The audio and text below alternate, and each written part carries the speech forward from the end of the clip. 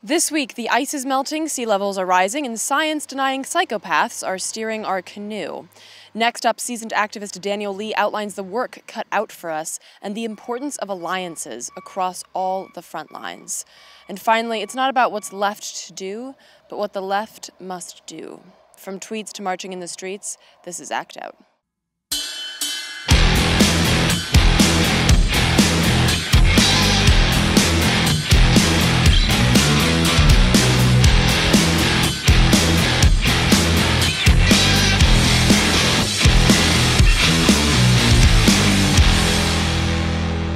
Welcome to Act Out. I'm Eleanor Goldfield, and this is your tipping point.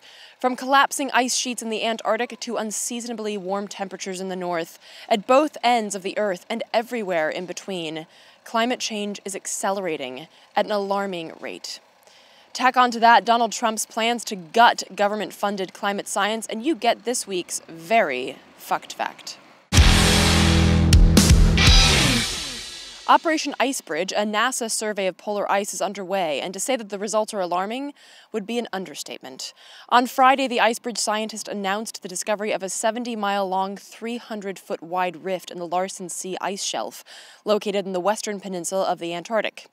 Other portions of the Larsen ice sheet collapsed in 1995 and 2002, and climate scientists have been speculating for years that this third portion's days are numbered as well.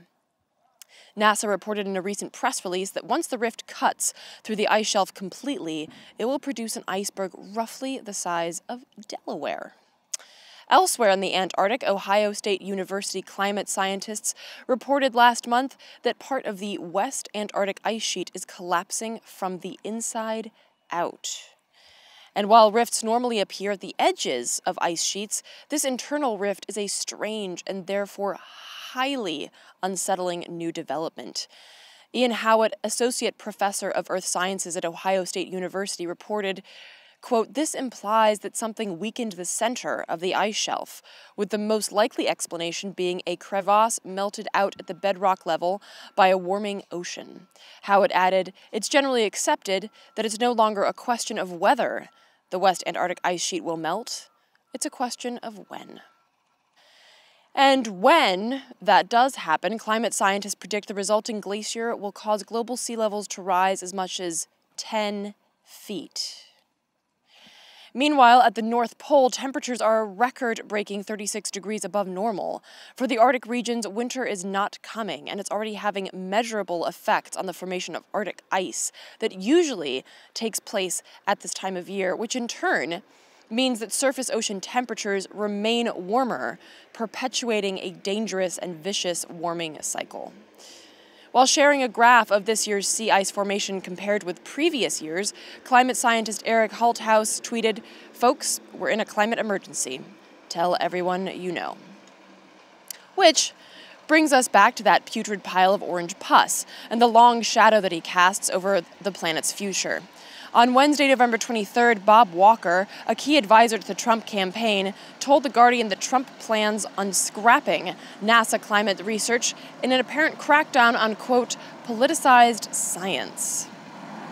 Walker suggested that climate monitoring was better left to other agencies like the EPA, which the president-elect has also promised to completely fuck up under his administration. Trump, who famously tweeted that climate change is a Chinese plot to weaken our economy, seems to have a particular vendetta against the Environmental Protection Agency. At the end of September, Trump selected Myron Ebel, a climate change denier from the Competitive Enterprise Institute, a libertarian think tank, to head up the EPA's transition team. Ebel, who has no scientific qualifications whatsoever, believes that we should remove all current restraints on fossil fuels, no matter the cost to the climate. Meanwhile, last Monday, Trump met with two possible EPA administrator candidates, one being Oklahoma Attorney General Scott Pruitt, who not only has a track record of taking the EPA to court in regulatory feuds, but also said that the main thing he's looking forward to under Trump is, quote, regulatory rollback. Also on the potential roster is Kathleen Hartnett-White, a woman who recently argued in an op-ed that carbon dioxide isn't a pollutant. The truth is that our bodies, blood, and bones are built of carbon! Carbon dioxide is a necessary nutrient for plant life, acting as the catalyst for the most essential energy conversion process on the planet: photosynthesis. Now, I think in order to test this theory, we should put her in a room with nothing but CO2 and a small potted plant. You know, because she is so sure of that science behind her statement. However, the science behind climate change is apparently a little too shaky for her. At a congressional hearing last April, she said, quote, "I think the elimination of fossil fuels as rapidly as possible would have enormous impacts across the world. But the science that supports the need to do that has to be extremely robust. I think that the current state of climate science is not strong enough, nor are the key models validated in order to support policy of that magnitude."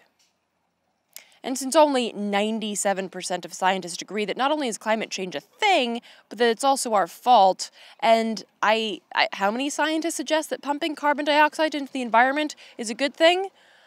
I wish I could actually tell you, but when I tried Googling it, all I got was the number to a psychiatric help hotline. But these are the psychotic dipshits slated to run or be part of the Environmental Protection Agency. Although, as Trump economic advisor Stephen Moore, the co-author of Fueling Freedom, Exposing the Mad War on Energy with Frau Fossil Fuel Hartnett White, as this fellow shitbrain pointed out last week, quote, "If she doesn't get EPA, I could easily see her as the head of the Council of Environmental Quality in the White House." Let it not be said that we don't have our work cut out for us. And again, as I mentioned in an earlier episode after election night, this is the silver lining, if you could call it that, activating people in the face of the most egregious and horrendous traits of our society. This is undoubtedly a fucked fact, indeed several fucked facts, with no shortage of low-life scum. And the only thing standing in the way of continued climate destruction is you and me on the front lines. And speaking of having our work cut out for us, a while back we spoke with longtime activist and friend of the show, Daniel Lee, about this work, the need for allies across all issues, and the importance of honest, no bullshit realism for the fights that we now face. Take a look. Us in the organizing and activism community, we've been talking about creeping fascism for, a decade or so, and trying to show people, it's not just corporations, it's not just government, it's corporations and governments working together. And we basically just elected a brand, not a person, basically, in Trump. So we just basically elected a corporation. And to some degree, it's good to see other people realize the country that they live in. I gotta admit, some of us are privileged to be able to travel and see the rest of the country on a regular basis and know exactly what we're dealing with. And some of us are on the other hand, some of us just have our eyes open, because if you walk around like Los Angeles or New York or Chicago, you see extreme wealth inequality and you see extreme racism. If you are aware, you don't have to go to Alabama. You don't have to go to Ohio. If you are aware, it's there. So to some degree, it's great that these people have woken up. But the thing that I think people are missing, and it's sort of like, I would say a white liberal thing, but also a black liberal, Latino, Asian liberal thing, is they can see all of the fucked up stuff that's happening everywhere else. Like now, I feel like they've woken up to one level, but they still haven't woken up to the stuff in their backyard or the stuff on their street.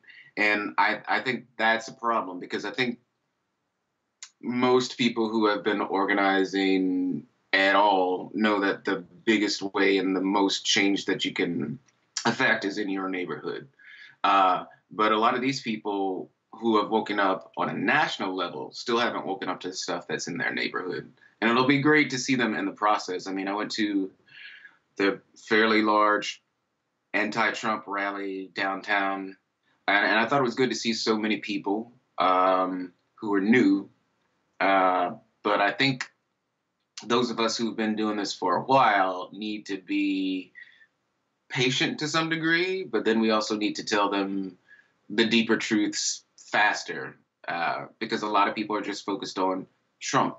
They are not focused on some of the places where, for instance, Trump and Clinton and the Democratic machine agree, which is, in most places, aside from blatant racism and blatant sexism.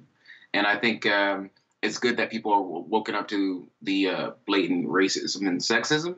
But now let's talk about like neoliberal economic policies and corporatism and, amending the Constitution and a whole lot of other stuff.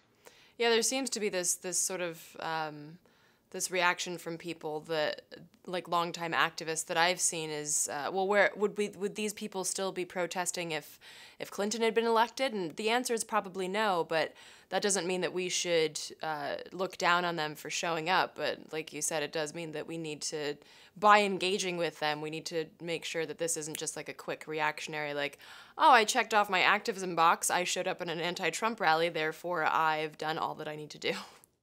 Exactly. And I think people, um, we always have these camps in the left of like, I don't vote at all, or I don't vote at all because I know my vote doesn't matter that much, or I only vote in local elections, or I vote and do stuff. And these people are still sort of in the center thinking that like, okay, I voted and I went to a protest. Like I'm badass. Like we gotta, expand their horizons of like, what it is civic engagement or organizing or activism actually is. So what do you think that looks like in terms, like, how do you get like this energy that's been that we've seen across the country, like how as seasoned activists, like how do we latch on to that and be like, great, so glad that you're here, now this is what you need to know? Well, I've actually been thinking about writing up something for the Los Angeles area because I've actually met with a couple friends who are like, Daniel, what do I do? Um, or people who are just like, can you make some suggestions for me, like in the Bay Area? Can you make some suggestions for me in New York? And for white people, for the most part, I've been directing them towards Surge, showing up for racial justice, just because usually the way I've observed Surge and the way they interact in a number of different places is like they don't necessarily have a big huge national campaign, but the local surge groups work in solidarity with other groups. One of our Move to Amend affiliates in Ojai has been working with a surge group that's working around a farm workers' bill of rights. And that's very specific, like to Ojai, Ventura, and that like sort of valley breadbasket of food area. But I think that's a good entryway point for people to start to learn about all of the other stuff. But I think we do. I mean, I've been doing it one on one, like every day. Like in addition to going to the meetings with people who just want to have a collective response. Friends who recognize that I've been fairly active the last few years are just asking what's the best way for me to, give my energy towards something that's going to make the next 4 years. Or, I mean, for me, I'm telling them, I'm like, well, you get into this is the rest of your life. So it's not just 4 years. But like, I've been taking people on a one-to-one basis and trying to really tease out not what they're good at, but what they're like actually passionate about, and trying to either hook them up with a friend who knows more than I do, or hook them up with a group that I'm probably going to at some meeting like the next day, or invite them to something. I think it's sort of up to us as seasoned organizers and activists to really try to show people where to go and what to do, and to not be condescending. And I know for some people that's a stretch because they're condescending to seasoned activists as well. But we need to recognize that people aren't where we are, but they need to get farther than, hey, I voted and I went to a protest. Like that's not good enough. Right. So I do want to ask you specifically because this question has seemed to come up a lot in the past week. The role of white allies, particularly now, has it changed from before last Tuesday? Is it the same? I think the role of a white ally hasn't changed, but I think there's more of a culpability amongst a certain subset of white people who are like, oh yeah, I can do something about this, or I do have privilege, and I can actually say stuff. I cannot be silent one, like, I mean, that's the biggest thing.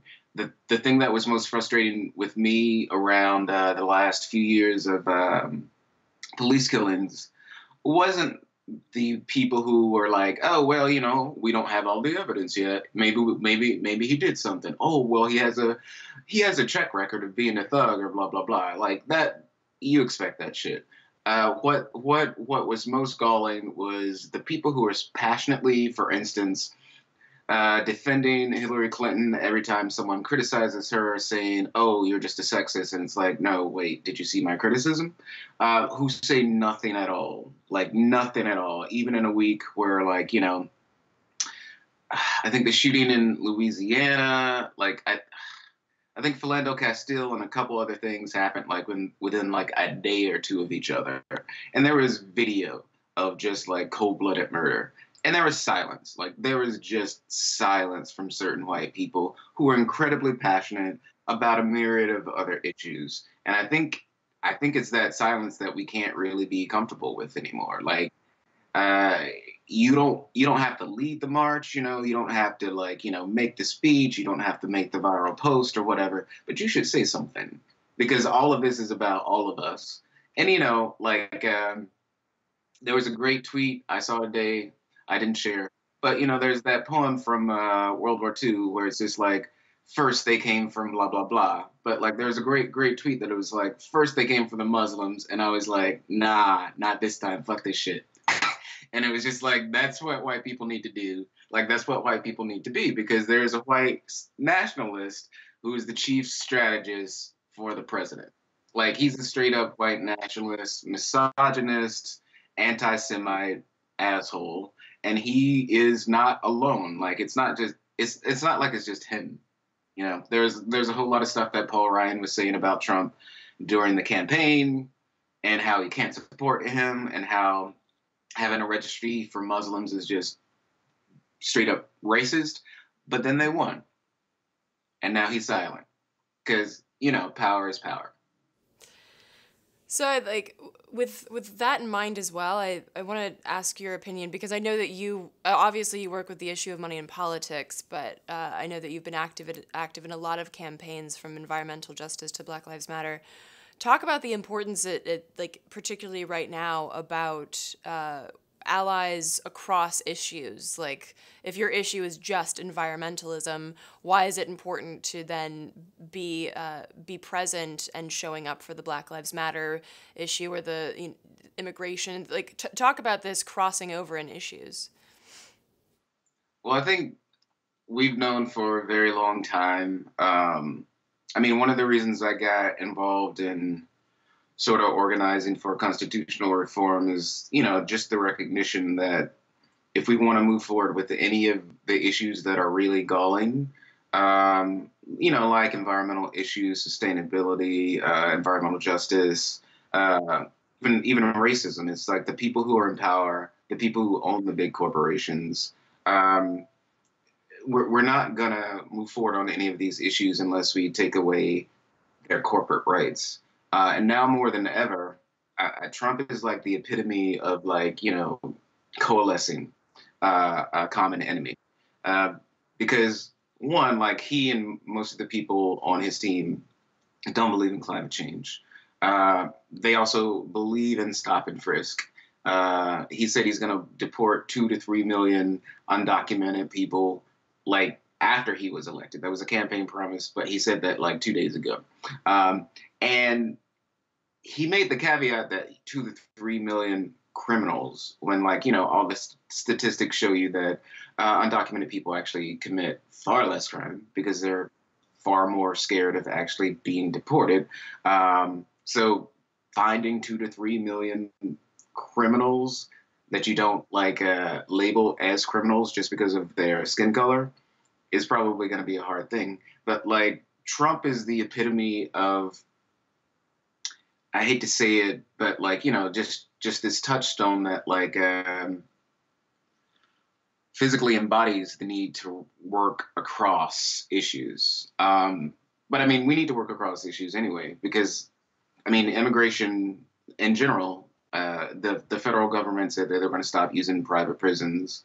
But then that was for domestic criminals. But then ICE basically picked up the contracts, or ICE Homeland Security, some like conglomeration of that, picked up the contracts. And at first, like Geo Group and like the Corrections Corporation of America, their stock dipped, but now it's like, oh, we got President Trump and immigration. Yeah, okay, good times.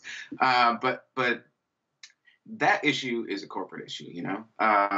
The issue of housing segregation, the history of housing segregation in this country is basically a corporate issue as well, because banks basically, redline and just wouldn't sell to people in certain areas, and that practice continues. All of these things are linked. The issue of environmental degradation and the acceleration of climate change is linked to the banks, even though the Pentagon, of all places, has been, not just recently, but for quite some time, listing global warming as a security threat. There's this recognition academically and even operationally to some degree in certain sectors that we need to get out of our silos, like in a permanent way. There's just not as much recognition politically, and there's not as there's talk in terms of organizing and activism, and there are some places where we come together on a regular basis, but there are not enough places where we work together. So finally, you touched upon this a little bit earlier, but I kind of wanted to dig in because this seems to be a question, particularly after the election, when, California showed its progressive colors with everything from statewide initiatives to local initiatives, and a lot of states passed, everything from medical marijuana to campaign finance reform, right to die. So the progressive voice was felt on a statewide level, while on the federal level, it just completely fell apart. And so people are thinking, well, should we then forget like fighting a federal battle here and focus on local, or what do you think is the best way to split energies based on what you've seen with the election, but also in terms of what you've seen with activism? I think, unfortunately, for everybody's sleep cycle, we have to do both. I think, like, I always say Los Angeles is like a microcosm where, like, we can experiment with stuff, and then if it's successful, people take it elsewhere. And I don't think Los Angeles is alone in that. And I think there are really great points that can be made locally, and then scaled up. I mean, a lot of the stuff that we're learning around fractivism and anti-fracking comes from Pennsylvania, comes from the little towns in Pennsylvania that banned fracking or had de facto bans by changing their zoning laws, by doing planning. And that's a model that we are adopting here, or we're trying to adopt here. We're trying to put the strongest restrictions possible on oil wells.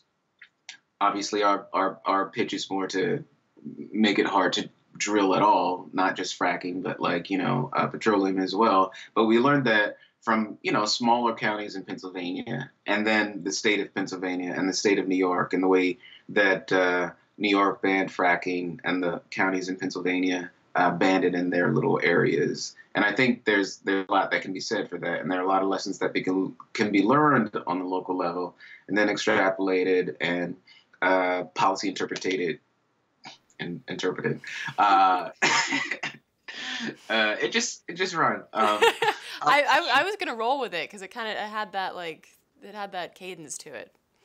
Yeah, but policy interpreted to work on a larger scale, and I think unfortunately, though, like I said, we need to do both. We need to always be doing both, and I think especially in the larger states, we really need to get involved in state elections too, because there are really large opportunities to change state policy and to use those state policy changes as an example. Like, oh, you said this would never work. Works here. We got 40 million people. So what's up? I think it's a huge opportunity, though. Now, before we wrap up this week, a poetic mention on what we must do. It's not about what's left to do. It's about what the left will do, what we must do. It's about the strength to face our weak, to see that no damn God would make us meek, to best our fears, laugh because we've felt the tears. Plan the days and know it's years, a life, in fact, a ceaseless fight. Evil doesn't sleep, and though we do, our waking hours stoking fires, making those who sleep awake. There is no destined, predetermined fate. Our lives are made from what we weave, a network of our choices, the stands we take to raise up all our voices and our fists. Yes, this is where it is, a past of great intention, marked by passive mentions, a stand that never stood, ideas that died and captured minds, souls that so admired, this outwardly jovial, inwardly festering fortress of the corporatocracy.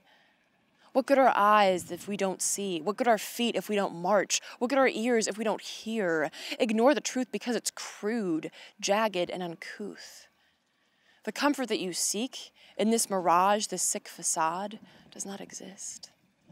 For now it plays above the fray so as to drown out all the din of lives we lead in passive sin, accepting greed and death, they win. And we, the losers, close our eyes, our minds, our ears, and sit in fear, enjoying this last symphony like a sweet forgotten melody on the decks of the Titanic.